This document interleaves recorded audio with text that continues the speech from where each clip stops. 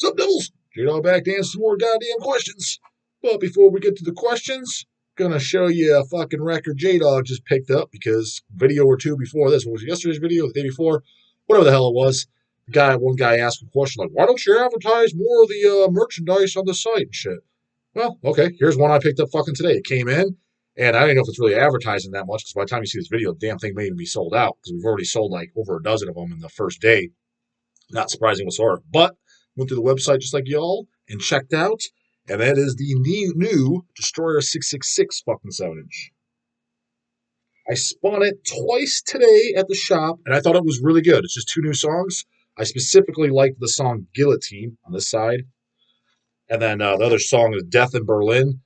From what I understand, reading our site description, is one song's going to be on the new coming album. I don't know if that's coming out, whatever the case is. I haven't heard it or seen it yet. But with the new album, one of the songs going to be that, and then one of the songs exclusive. So the 7-inch is still somewhat cool and worth owning because if it's just two songs that are going to be on the album, we talked about the pointless ass fucking 7-inch, right? But if one of the songs is exclusive, I'm not sure which, then I definitely want it. I thought it was really, really good, though. Thoroughly enjoyed it, especially the song Guillotine. I thought was really good. Immediately listened, kind of caught my attention. It was already memorable, kind of a sing-along, too. So it can be done by new recordings these days. Like I keep telling you guys, got to write fucking songs. Don't worry about Extremity and all that shit. Extremity's fucking awesome, but you got to have catchy fucking memorable songs. Probably on the first fucking listen. Otherwise, when you get to my level of listening and years of listening, you just kind of like, unless you hit me the first time, man, I'm not fucking buying it. You know what I mean? So that's something I fucking bought. But I was really happy with it because the last two Destroyer 666 releases, I wasn't a huge fan of. I picked them up, the full length.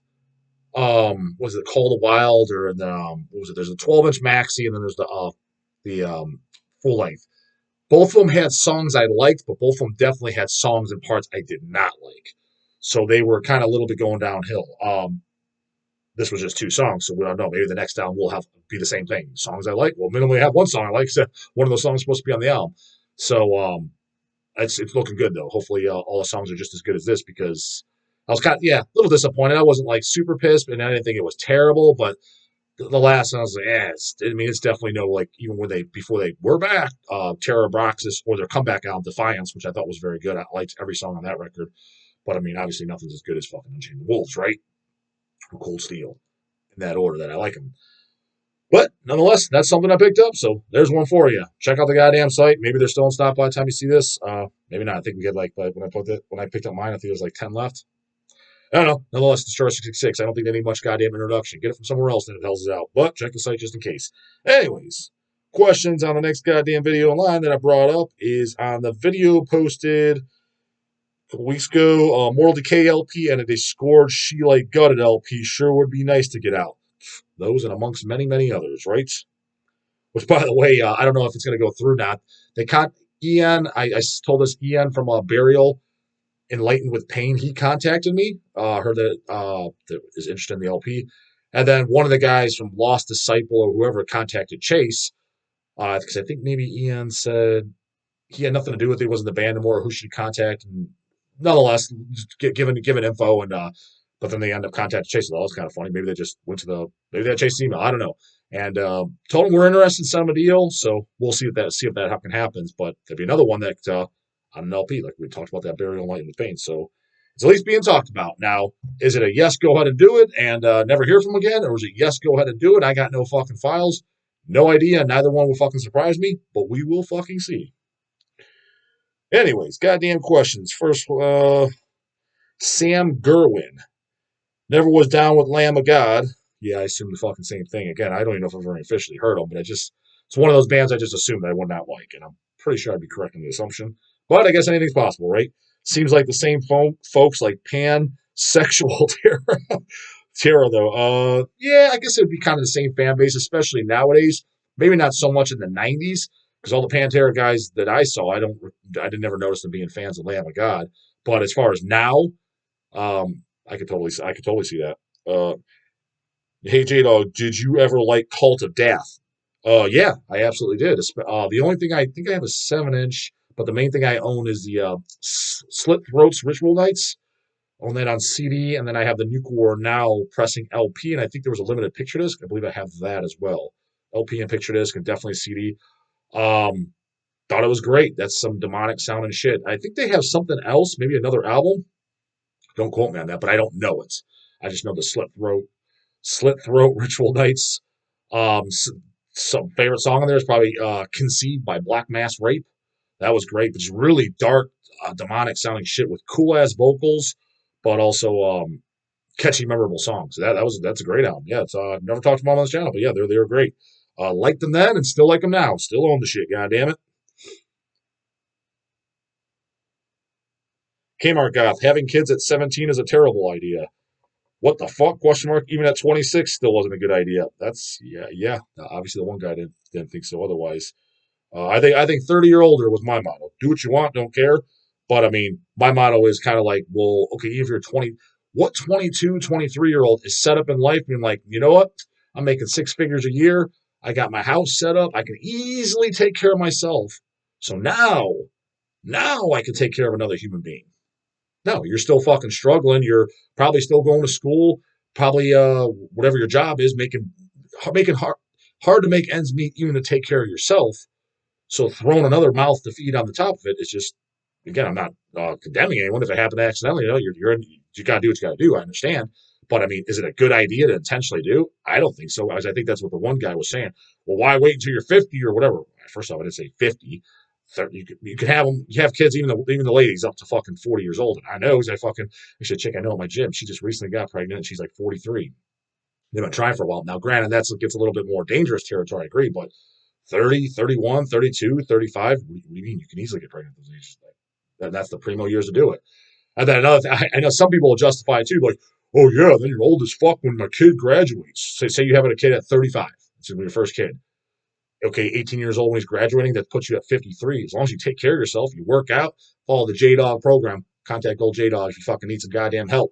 You can hire an old J-Dog for the month, give you tips on everything and everywhere you need to go.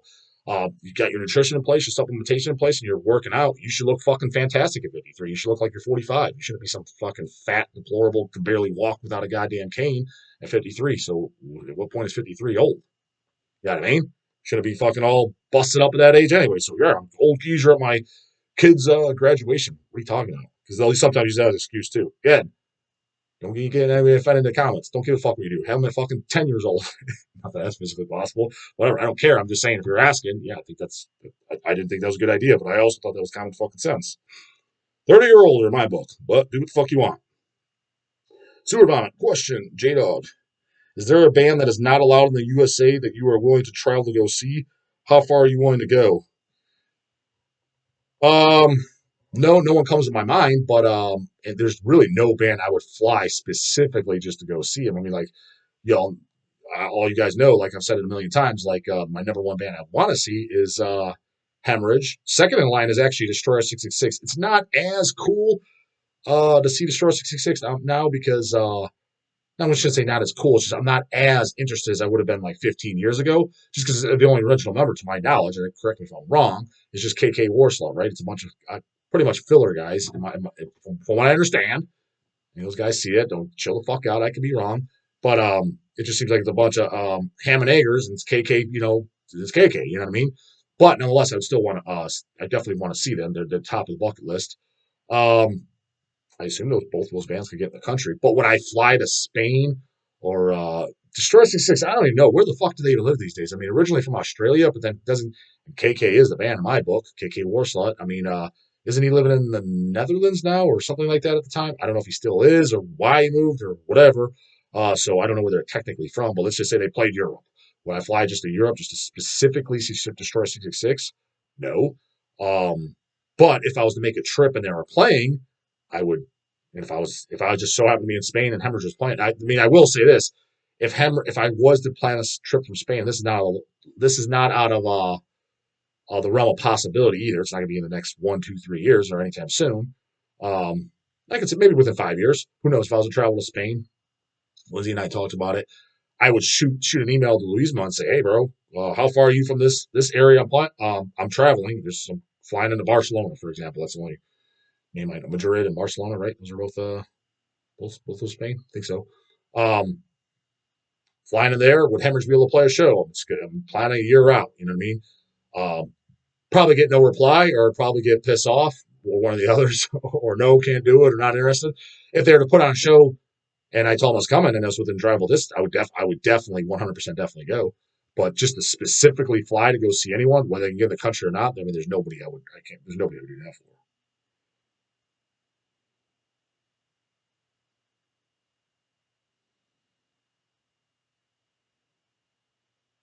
Ricky Jones, album battle, Deeds of Flesh, Path of the Weakening, 1999 versus Aborted, The Purity of Perversion, 1999.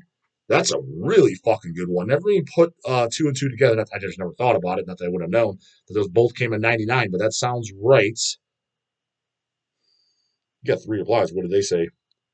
Goat 66DB, gotta go with Deeds. Manual Schizo, Deeds all day. Aegis Raven, that's not a battle. Deeds wins. As a whole, Deeds destroys fucking Aborted, in my opinion. But the first Aborted, I think I would take that over the Path of Weakening.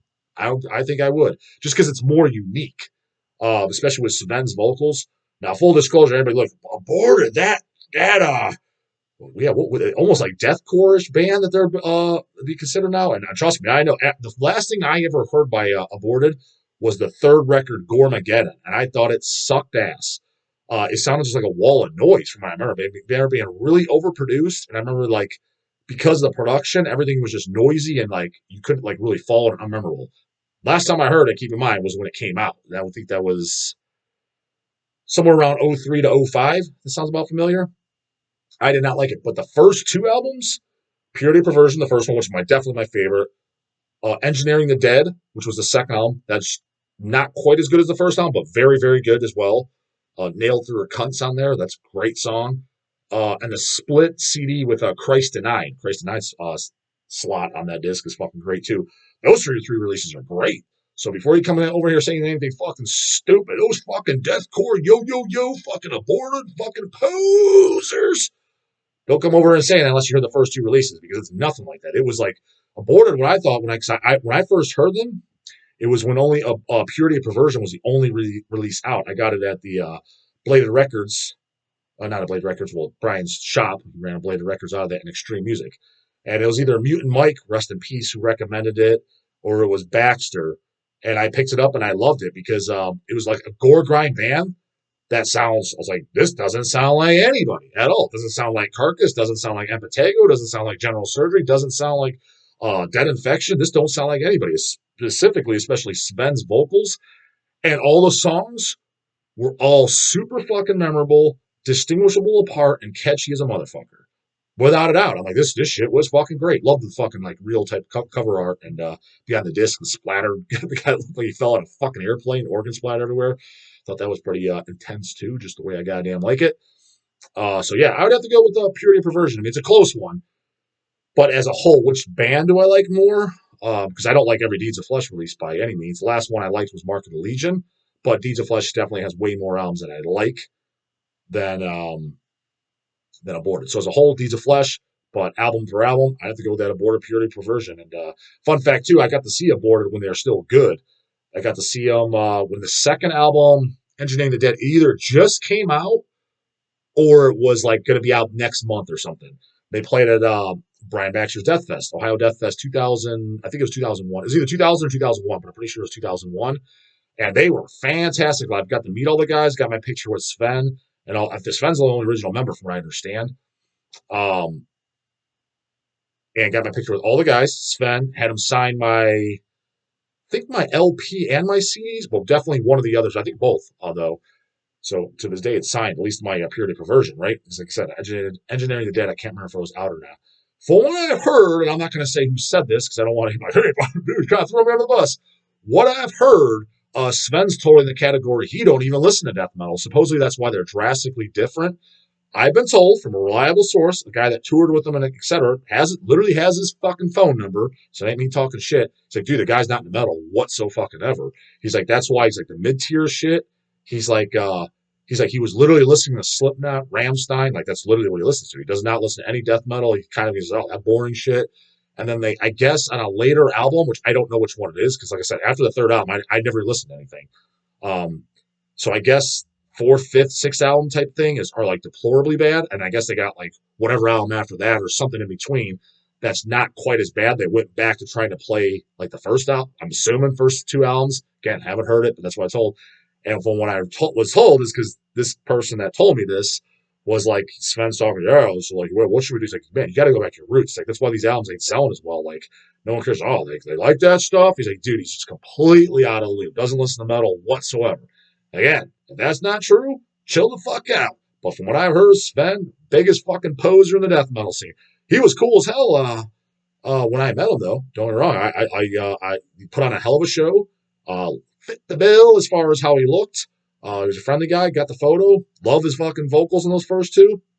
I just remember I always liked the line on the first album, "Consumed by frustration, murders my salvation." I asked him who came up with that good lingo. He's like, so I'm not talking shit about the guy. That's what I heard. Heard he's the biggest fucking poser in death metal. That coming from me, just what the fuck I was told. So if he hears this, what was this fucking dumbo here motherfucker saying? What I was told, brah. If it's not true, then put it in the comments and we can fucking talk shop. But Daddy will fucking see this. Count the Grayley. I asked this in another video, but it was like 200 comments deep. Ask again, like I said, just keep putting it in there, bro. So I'll try again. That's what you gotta do. Especially if you put a shitload of question marks, easier to see. Like the one guy called me out on. What are your thoughts on Vomitory or even the band Cut Up? Cut Up. Don't know Cut Up, and I answered Vomitory in a previous video for sure. Vomitory, they're great. Nothing by them stinks. Can't say I know really the later ones that much. Raping Their Old Blood's great. The one I probably listened to the most though is Redemption. Seems to be the one I just enjoy the most, but Raped in Their Own Blood's the first day impossible. My first album, total classic. Then I have I definitely own those two, and I own a couple one-offs here and there's, and I own a 10-inch by them, 10-inch from the early 2000s. They're great. I got nothing bad to say about them. I don't think there's a turd in the catalog, but again, some of the latest, the nauseous revelations and shit, I don't really know them, but I put it out, I'm like, yeah, it's all pretty solid shit. So.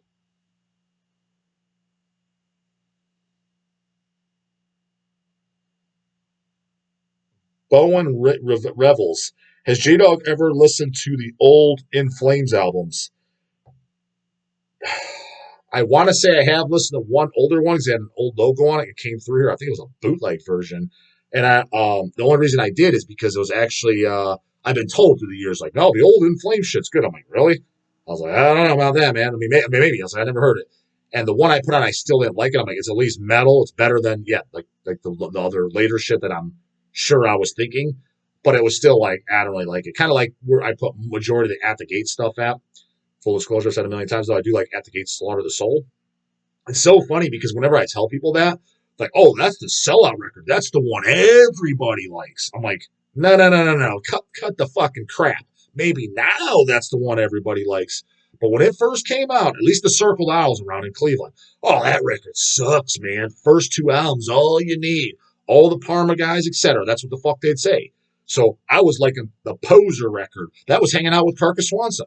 Yeah, now everybody likes it. Oh, I liked it in fucking 99, 2000, whatever the hell I got it or came out. I was definitely a teenager, put it that way. I thought it was great. I heard the earlier ones. I was just like, they don't suck. I'm just like, this shit's boring as fuck. Grotesque sends this home on a stretcher. Grotesque, Tom Slimberg's pre band, pre At the Gates. I love that shit. In the Embrace of Evil, one of the greatest discs ever come out of goddamn Sweden. But yeah, what the fuck were we saying? Oh yeah, In Flames. I thought they are. The older one I heard just had an old logo on it, so I don't know how old it is. I forget the name of it. I was like, I'm really not liking this. I think I even shut it off, to be honest. But I think I did listen to like 6 or 7 songs, so I got further in. It was respectable metal, but I was like, even this I don't like. So I was like, I officially concluded I don't like In Flames. But have I heard their demos or first album? Not that I'm aware of.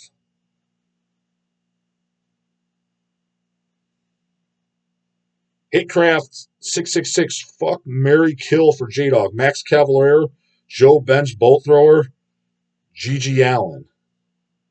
Well, 2 of them are dudes, so it wouldn't even be a fucking option. You could give me 3 chicks, and then I'll fucking tell you. I don't select over fucking dudes. I mean, I guess in the fucking would be Joe. Isn't that the chick in the band? So, I mean, ugly chick's going to come before any dude in the world for me, personally.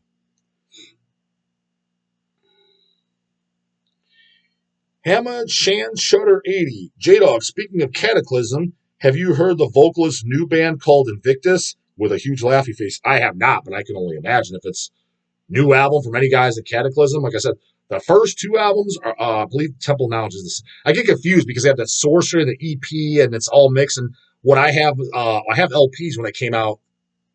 They got reissued here. They came through. I was like, holy shit, early Cataclysm, the Sorcery. But my favorite is Temple of Knowledge. I believe it's considered the second full length. That's definitely my favorite, but that was also the first one I heard.